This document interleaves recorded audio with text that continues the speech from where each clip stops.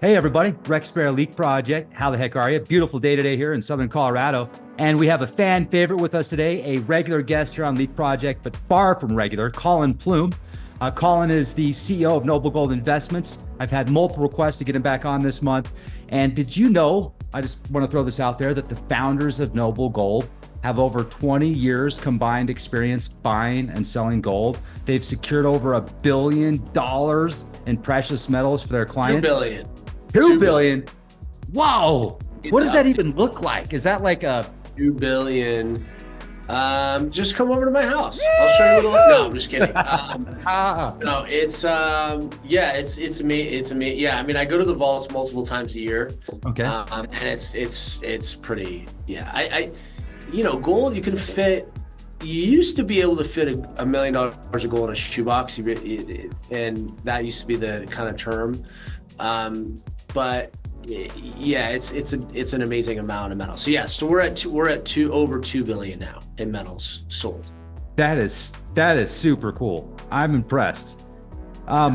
So I've bought gold and silver from you guys several times. I have friends and family that have as well. And I just wanted to let you know, folks, real quick before we get started on this presentation, that while supplies last, if you've got a 401 or IRA and you qualify, you convert it into precious metals through Noble Gold. You'll be gifted either 10-ounce solid silver American flag bar, or they've got these 1-ounce silver Trump rounds, and you could get 10 of these. So take advantage of that opportunity. Their number, 1-877-646-5347. And it's either leakprojectgold.com or noblegoldinvestments.com. They've got free ebooks as well to help you get out of the rat race. And I just want to jump right in now because did you see Mr. Robot, Collin? Did you ever see that? Okay. Came out, I think, first in around 2016, and it was 5 seasons. And there's one episode in particular that parallels, kind of spooky, what recently happened with this major IT outage, which could have been one of the biggest outages or problems with the web based upon CrowdStrike in recent history. So a lot of people were affected, and I want to get your take on this. I mean, 1% of computers are affected, and it halts travel. Certain banks, you can't do things. The airlines, the banks, the healthcare systems, like that paralleled what happened in Mr. Robot. There was an episode that basically showed what we just went through a few days ago, and I was like, this is weird. Yeah, and art imitating life. The Simpsons. There's a lot of examples of that happening with the Simpsons, which I love. They've predicted so many things. Including Trump being president. It is interesting that they're able to sort of see the future a lot of ways and predict these things. But I think in a way, it seems like we've gone away from common sense in that we don't have any kind of backup system. See, these centralized systems, the problem with centralized system is that you have one company, it's a private company. You have to look at what their intentions are. This private company, I mean, their systems go beyond just your regular computer. I mean, we're talking about I had a friend that was flying in from out of the country, and Border Patrol on Thursday, Friday night, they didn't have access. I don't know, my friend was saying that they were doing stuff off their phone to try to figure things out. Wow. You had this blue death screen, which, anyone that's ever had computer problems, you see that blue screen of death, you're in it. You're in deep trouble. But right. I don't know how they dealt with getting people in the, because they had to check people coming into the border. Yeah. He said that Border Patrol didn't have any of that. They didn't have anything coming into the country. It's quite scary that we don't have any de facto backup system for these large organizations that were affected. Banks were affected, businesses. I mean, it was widespread. Everybody was affected by this, and so it always makes me think about when they're talking about us going to the CBDC and these digital currencies, and what if the system goes down? Right. Or what if they don't have your bank account? What if they don't have the right information in your bank account? What if the digits are wrong? Um, we've seen it in the stock market where we've had these like mini blips in the stock market, or there's trading because there's all this AI trading that's happening. It's screwing up the stock market. Last week we had the Magnificent Seven had some dramatic pullbacks in the stock market. Nvidia down 6.6% in one day. All the top seven tech stocks are all, and today too, they're all down again today. So it makes you realize that we are vulnerable. It makes you realize that we don't have a great system, and the fact that we're so tied into one private company that has control. And then it's like, obviously, then what sparks my mind is like who took advantage of this, and who potentially could have been behind this. And I don't know. What are your thoughts on what happened?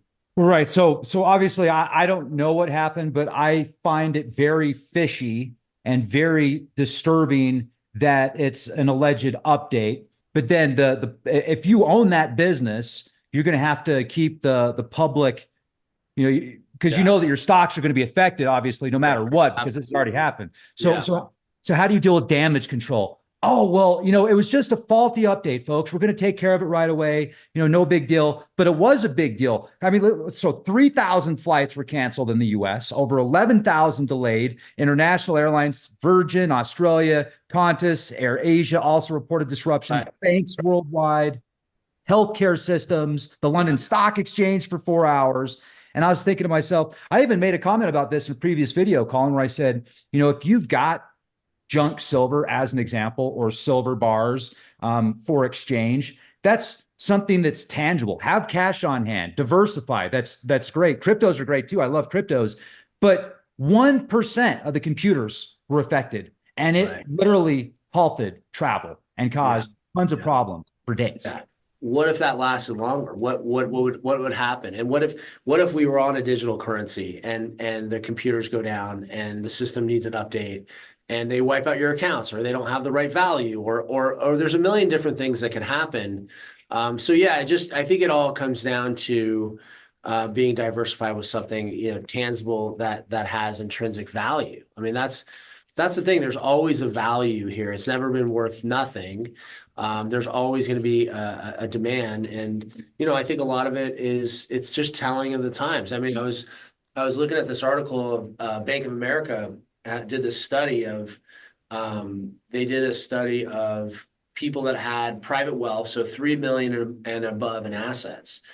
43%, this was a recent study this year, 43% of them, they were under the age of 43. No, so it was 45%. They were under the age of 43, Wow. had some gold in their portfolio. Another 45% were interested. So if you look at who owned gold out of these, Gen Z millennials, and these are wealthy people, $3 million, they can buy anything under the sun, right? 45% of them had gold, another 45% were interested. So you're looking at 90% of these Gen Z and millennials,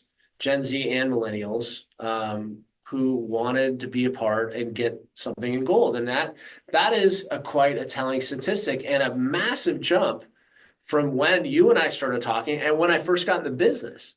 When I got in the business 15, 16 years ago, they said the number was between 1.5% to 2% that actually owned physical gold here in the United States. So the numbers are moving, they're trending towards owning more gold. And I think it's great because, you look at other parts of the world, India and China, and a lot of these places, they really revere and understand the value of a timeless asset.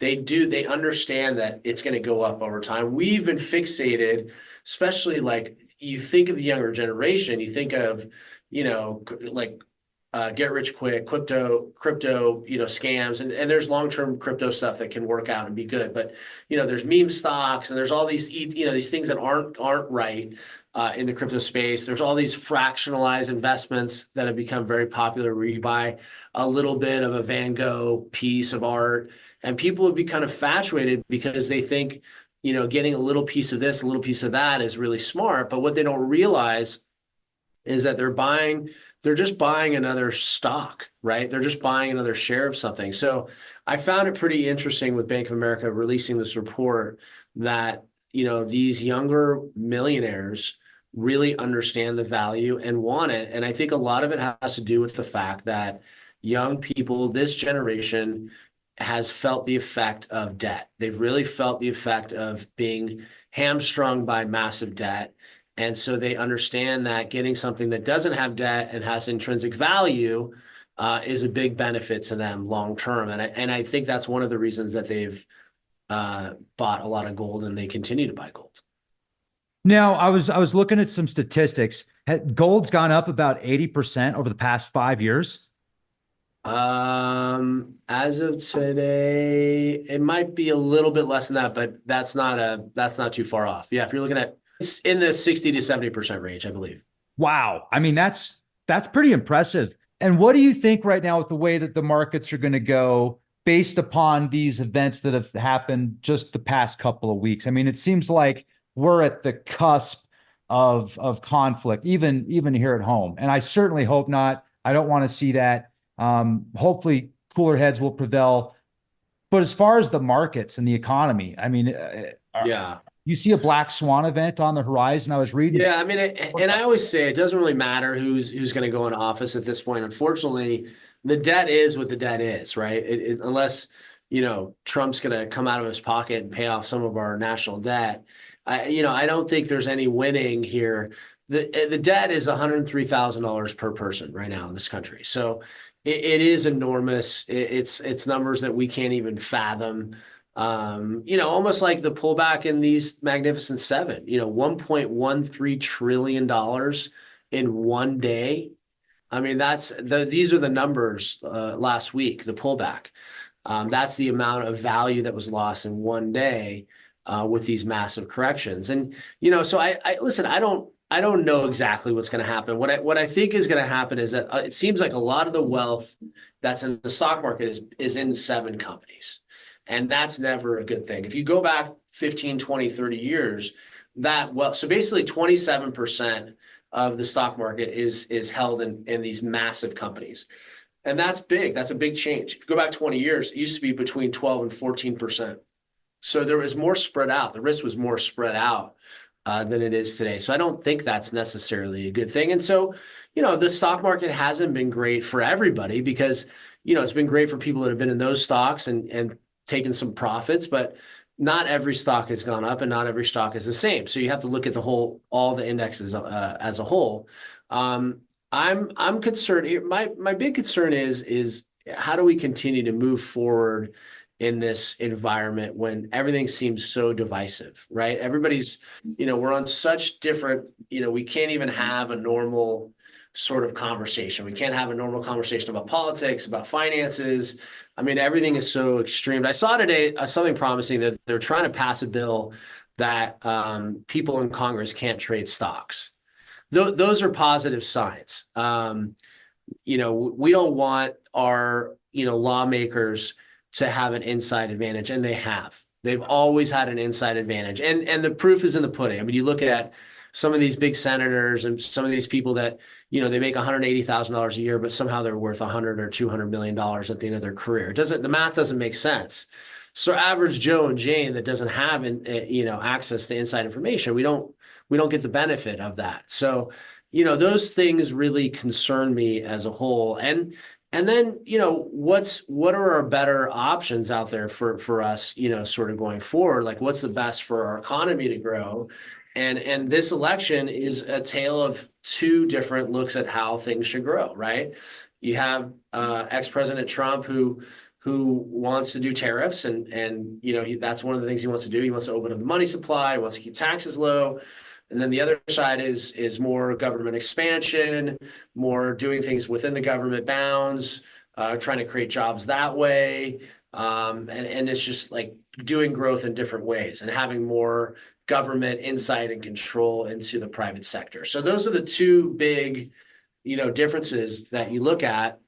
And so obviously they're 2 totally different beliefs and strategies.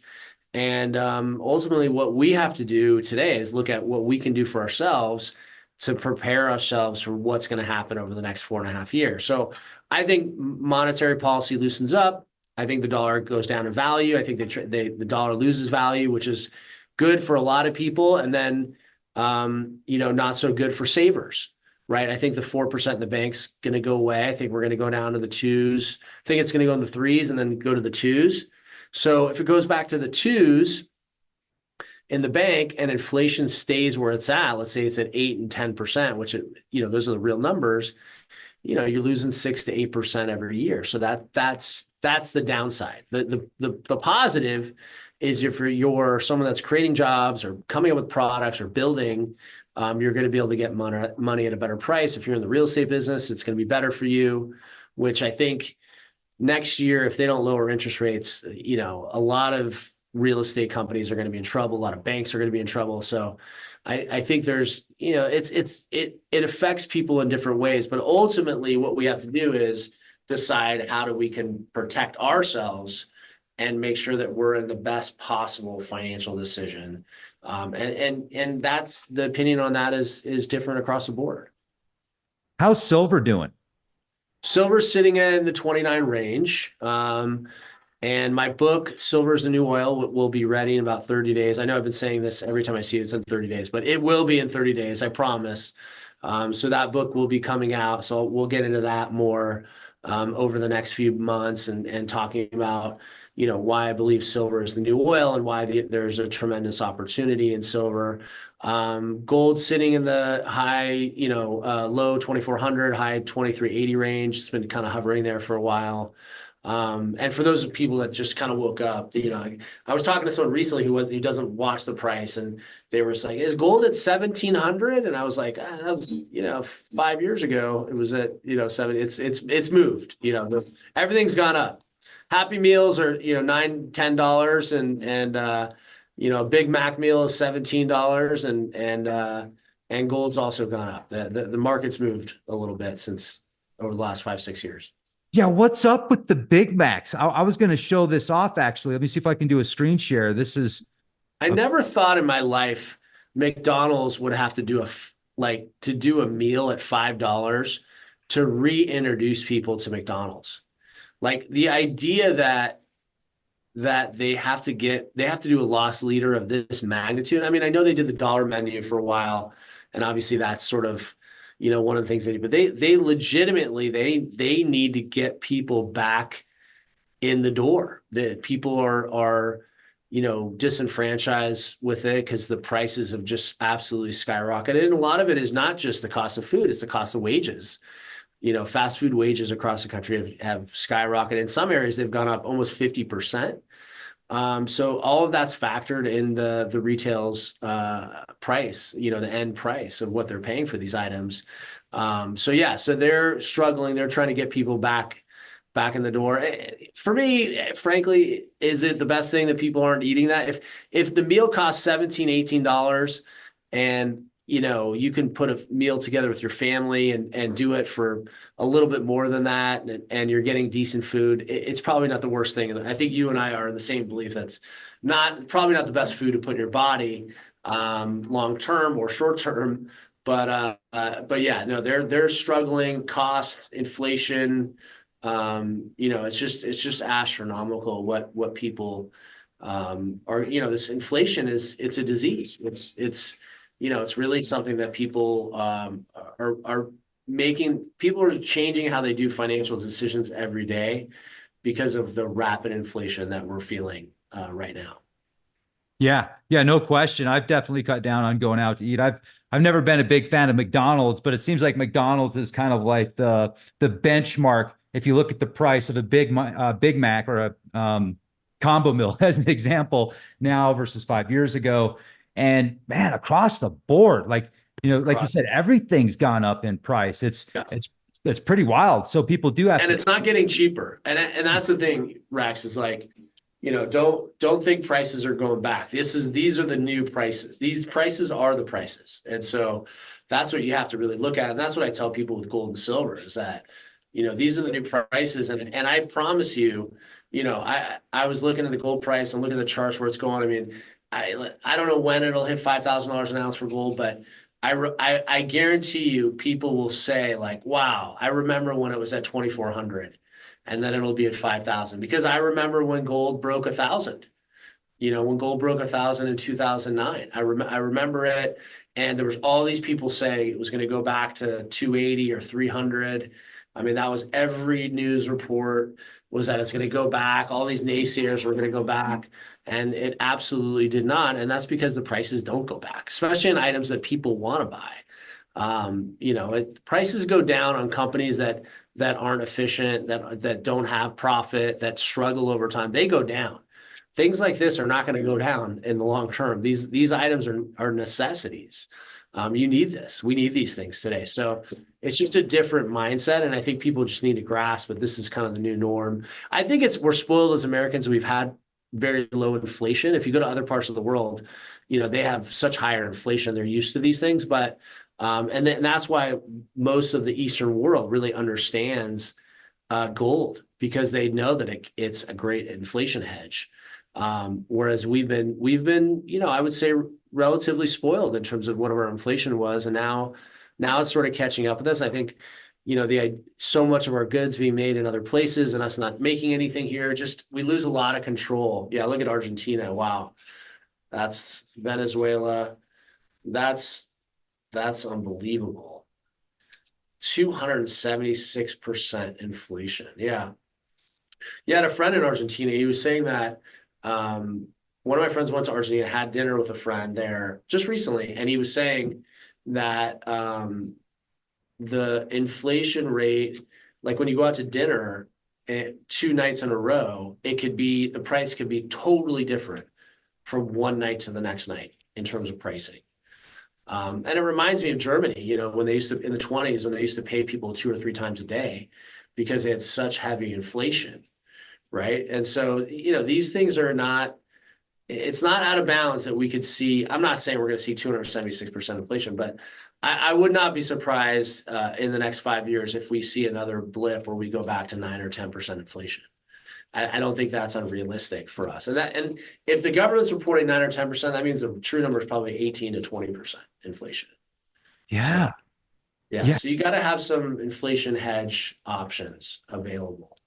And I think that's why, we've been so busy. Usually the summer is a little bit slower for us, but we've been cranking this summer. And so for anybody that wants to learn about, what we do, we have our gold guides, the silver guides. We have the Kevin Sorbo Masterclass, which is a lot of good information. And then for anyone now that's looking to get in the system and just kind of get updated, the silver is a new oil book will be out in the next few weeks. So you'll get access to that too. So a lot of good information, a lot to digest. And I think the summer is a good time to do it because usually people have a little bit more time and they can look at their finances and see, what's happening and also see if there's something in the alternative asset space that makes sense for them. Yeah. I just see so many great opportunities right now. Absolutely. I definitely see a silver lining and I see a gold bar at the end of that silver lining. There So you go. I mean, I just got to say, folks, Zimbabwe is actually doing better because remember when you had the $1 billion notes? That's so funny. That's exactly what I was thinking. Like Zimbabwe is the lowest on this chart. I have a $100 trillion Zimbabwe note, their old currency from 2006. I have that on my desk at my house. And my kids always pick that thing up, and it looks like it's gold. It's kind of gold looking, and they're like, "Is this gold? Is this worth anything? Is this gold?" And I always have to say, "No, there's no gold in there." And no, it's not. It's not worth that $100 trillion note's worth I think it was worth I bought it online for like $1 or so, $1.50. I think the shipping costs more than the actual note. So, but it looks cool. It looks cool. I'll bring it next time we come on the air. So, all right. If somebody does get gold and silver through you guys, they convert their 401. Do they have access to that like in physical? Oh yeah. Silver? Yeah. Oh yeah. They're getting this is the Bob Menendez bar here. No, this isn't his bar, but this is, I'm joking. This is the corrupt senator. Yeah. So this is what you're getting. You're getting the real thing, real items. We buy it and you buy it from us and it's a two-way street. You can sell it back to us at any time. So you're getting the real thing. No funds, nothing to that effect. We are considering offering probably a smaller monthly purchase option. That's something that we're in the works of doing. That would be in physical also. But right now, yes, this is IRAs or just direct investments, and we do storage if people want storage, or we can ship it directly to your doorstep.